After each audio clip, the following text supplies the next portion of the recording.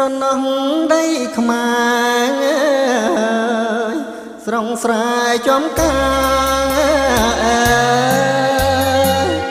យំខែភ្លឺថ្លាមហាសបាយធ្វើបុណ្យ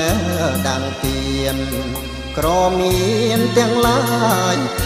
រួមរងសបាយសែនសុខនរមស្ទឹងទន្លេជាគេធម្មជាតិណាគង្គាសមុទ្រត្បូងពេជ្រព្រៃភ្នំប្រាសាទណាអង្គរបវរដំចាក្នុងចិត្តខ្ញុំពុំដែលភ្លេចទេអីលើរូបខ្ញុំក្រៀមក្រំឯកាប្រត់ប្រាំគ្រួសារមកគ្រងស្រុកគេកាយបានសុខពិតចិត្តនៅខ្នន់ខ្នេនឹកមាតុភូមិខ្មែរដីគេម្លប់ថ្នោតនៅតែស្រណោះ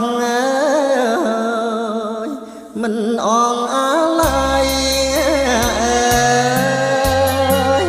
អងអោទឹកដី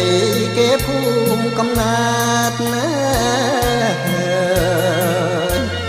បើសិន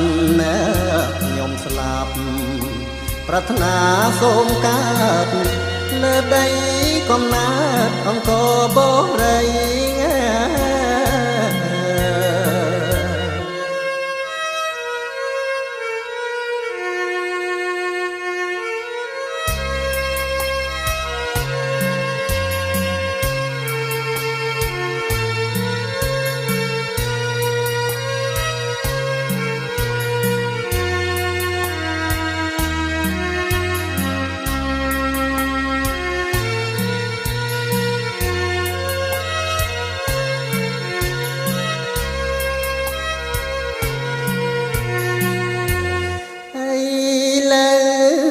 រូបខ្ញុំ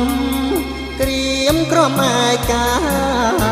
ប្រត់ប្រាំងគ្រួសារមកគ្រងស្រុកគេកាយបានសុខពិតចិត្តនៅខ្នន់ខ្នេនឹកមាតុភូមិខ្មែរដីគេម្លប់ថ្នោត